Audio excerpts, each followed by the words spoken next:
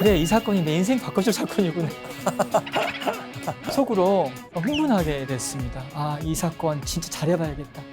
그래서 이제 그 선생님들 통해서 사건의 의미를 제가 좀 알게 됐던 거죠. 근데 그 아이들은 네, 자기네가 그러지 않고 나서 왜 그런 자백을 했을까요, 그렇다면? 예, 잘못된 수사 방식이 동원되면 얼마든지 사람 죽였다는 자백을 합니다. 그렇다면 국선을 하시던 중에 재심 사건으로 길을 정하시게 된 어떤 특별한 사건이 있으실까요? 있었죠. 국선 사건을 많이 하면서 언제까지 이렇게 70건씩 하고 살 수는 없잖아요. 그러다 보니까 내 인생을 바꿀 사건에 늘 주목을 했습니다. 잘하면 내가 알려줄 수 있는 사건.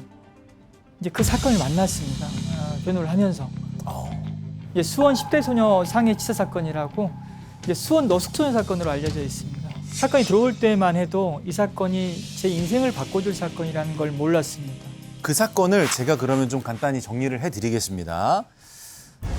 2007년 수원역 근처 고등학교 화단에서 한 소녀가 숨진 채 발견됩니다. 이에 검찰은 수원역 대합실에서 지내던 노숙인 2명을 긴급 체포. 노숙인들은 근처 학교로 끌고 가 폭행, 살인했다고 자백해 한 명은 실형, 한 명은 벌금형에 처합니다.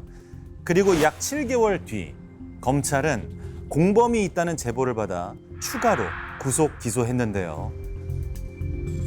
노숙인 2명과 공통된 자백을 하는 가출 청소년들. 결국 상해 치사 혐의로 징역형을 선고받게 됩니다.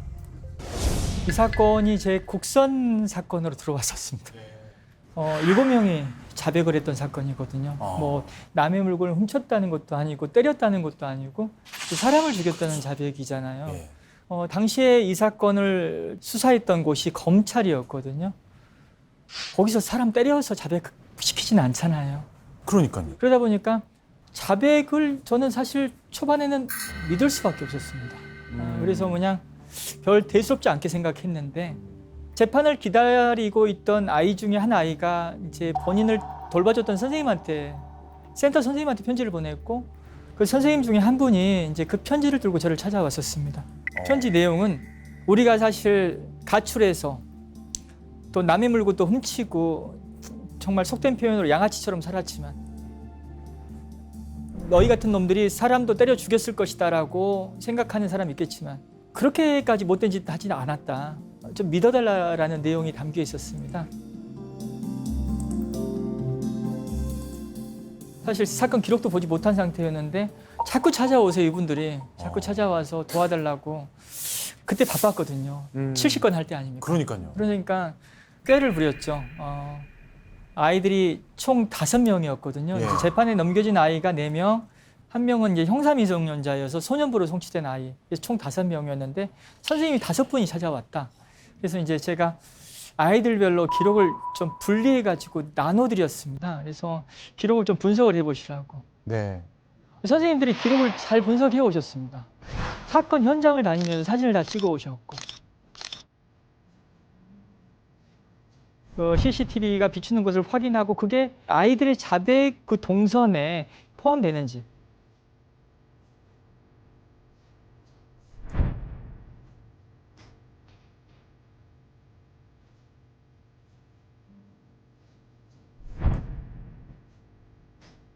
아이들의 자백의 허위성 여부를 그 CCTV를 통해서 충분히 검증을 할 수 있었는데 근데 안타깝게도 기록에는 그 역산의 CCTV를 확인했다라는 그 자료가 전혀 남겨져 있지 않았습니다.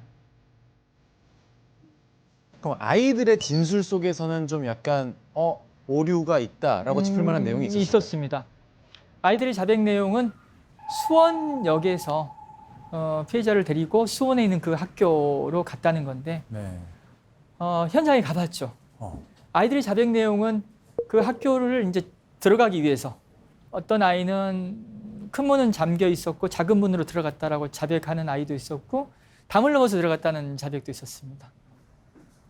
그 학교에 가보니까 실제 모습은 이랬었거든요. 보시면 차에 어떤 차량의 추리를 막기 위해서 낮은 철제 울타리가 있잖아요. 그냥 철제 울타리를 넘어가면 되지 뭐 작은 문을 열고 들어갔다? 뭐 담을 넘어서 들어갔다. 이런 자백이 사건 현장과는 너무 모순이지 않습니까? 그러네요. 와닿지가 않나요? 와닿지가 않죠. 네. 근데 이게 현장을 가보지 않으면 이런 모순을 사실 확인할 수가 없습니다. 이 사건을 하면서 책상에서 기록만 열심히 봐서 될 일이 아니고 때로는 사건 현장을 가서 이렇게 기록과 어떤 모순을 일일이 확인하는 게 중요하구나. 이 사건을 통해서 더 깨닫게 됐죠. 그야말로 현장에 답이 있구나라는 생각이 드네요. 네, 현장에 답이 있습니다. 네. 사건 현장을 자주 갔었습니다. 아이들이 노숙을 했다는 곳으로 알려진 수원역에도 많이 찾아갔고요. 주검이 발견됐던 수원에 있는 한 그 학교에도 자주 갔었습니다. 아, 이 사건이 정말 문제가 많은 사건이구나. 그래, 이 사건이 내 인생 바꿔줄 사건이구나. 속으로 흥분하게 됐습니다. 아, 이 사건 진짜 잘해봐야겠다. 그래서 이제 그 선생님들 통해서 사건의 의미를 제가 좀 알게 됐던 거죠. 근데 그 아이들은 네, 자기네가 그러지 않고 나서 왜 그런 자백을 했을까요? 그렇다면? 예, 잘못된 수사 방식이 동원되면 얼마든지 사람 죽였다는 자백을 합니다. 그래서 그 아이들이 허위 자백을 했던 거죠. 아니 그럼 이렇게 선생님들께서 네. 자료도 제출을 하셨고 우리 거인께서도 이제 뭔가 확인을 몇 가지를 하셨으니까 이 결과를 금방 뒤집을 수 있었을까요? 저도 준비하고 있었거든요. 이제 무죄 나오면 기자들 연락이 꽤 올 것 같고 해가지고 사무실 청소도 하고 막 준비하고 있었는데 1심에서 유죄 나왔습니다. 이제 정의롭게 해결되다 보니까 이제 순조롭게 이제 진행된 걸로 아시는데요. 아이들 수사 과정에서 어떤 절차적인 어떤 문제가 있다라는 건 인정하겠다라는 겁니다. 인정하겠는데 아무리 그렇다 하더라도 어떻게 사람 죽였다는 자백을 이렇게 여러 명이 함께 할 수 있냐라는 거였어요. 상식적으로. 예. 네.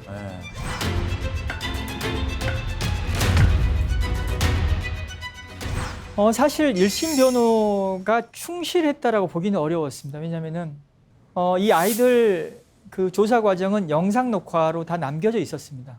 그 조사 영상을 법정에서 충분히 재생할 수 있었는데 제가 소극적이었던 거죠.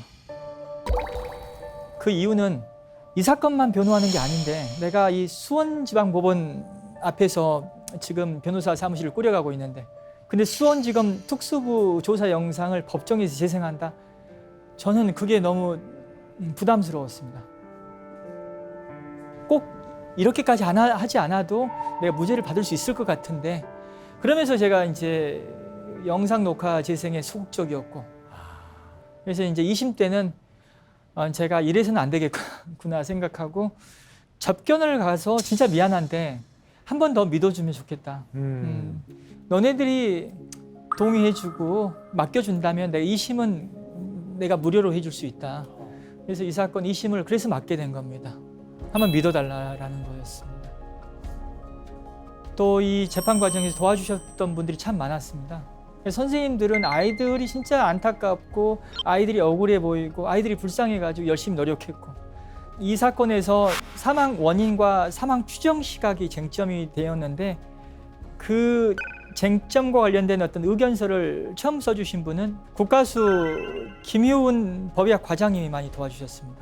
근데 그분이 이 사건을 부검했던 분이 아니셨습니다. 사실 부검이가 직접 써주는 게 국가수의 관행이라고 알고 있는데 부검이가 미국에 유학가 있는 상황이었거든요. 근데 이제 그 과장님이 직접 나서 주셨거든요. 그리고 그 영상 녹화물을 녹취를 해야 되는데 그 비용이 상당히 많이 들거든요. 근데 그 속기를 무료로 해주신 분이 계셨습니다. 윤병임 속기사님이시고요. 이분도 사실 수원 법원과 검찰청 앞에서 속기 사무실을 운영하시는 분인데도 불구하고 그 수원 특수부에서 조사했던 영상을 아주 강단 있게 풀어주셨습니다.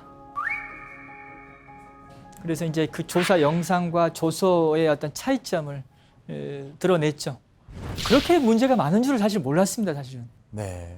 그리고 또 재판부에서도 아무리 뭐 문제가 있다 하더라도 7명이 사람 죽였다는 자백했다. 이걸 어떻게 안 믿을 수 있냐라는 거였거든요.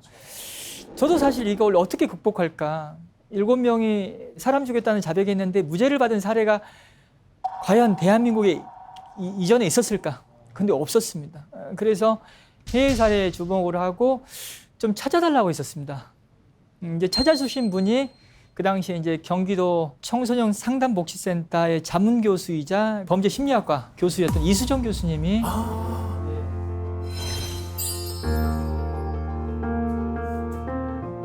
센트럴파크에서 조깅하던 한 여성이 괴환에게 이제 습격을 당했습니다. 폭행도 당하고 성폭행을 당했습니다. 그 사건에서 흑인 그리고 히스패닉계의 청소년들이 범인으로 몰려섰습니다. 5명이. 그들이 8년에서 12년형을 받았었거든요. 그런데 형을 다 살고 나왔는데 진범이 따로 있다는 사실이 밝혀졌습니다. 억울하다. 그 사례가 많이 비슷했거든요. 그 사례 덕분에 2심 재판이 좀 진행 과정이 수월했을까요? 수월했죠. 왜냐면은 우리나라에는 지금 아직 이런 사례가 없었지만 미국에서 비슷한 사례가 있었다. 근데 진범이 따로 있다는 사실이 밝혀져서 그 무고함이 밝혀진 사건이다. 그 사례를 제시했었습니다. 그리고 사례를 분석한 논문을 또 제출했고요. 그리고 또 7명 중에 1명이 끝까지 자기는 사건 현장에 있었고 뺨 2대 때리고 그 현장을 벗어났다라고 자백한 사람이 있었습니다. 노숙인 중 한 분이었는데 사실 그 사람은 뺨 2대 때리고 현장을 떠났다고 해서 벌금 200만 원으로 종결이 됐던 사건이거든요. 네. 이제 항소심 법정에 불러서 증언대에 세웠어요. 다른 사람들 다 아니라고 하는데 왜 당신은 현장에 있었다라고 하냐. 추궁을 했죠. 모순을 지적하면서. 근데 이런 발달장애인을 상대로 추궁할 때는 모순을 지적하는 추궁에 안 먹히는 거예요.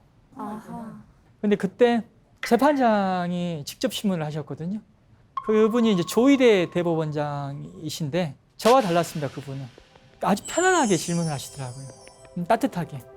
그 장애인이 충분히 이해할 수 있는 언어로 또 질문했습니다. 그러니까 그 장애인이 그 재판장의 질문을 듣고 고개를 푹 숙이고 있다가 들더니 이제 눈이 충혈돼 있었습니다. 사실 저도 안 갔어요.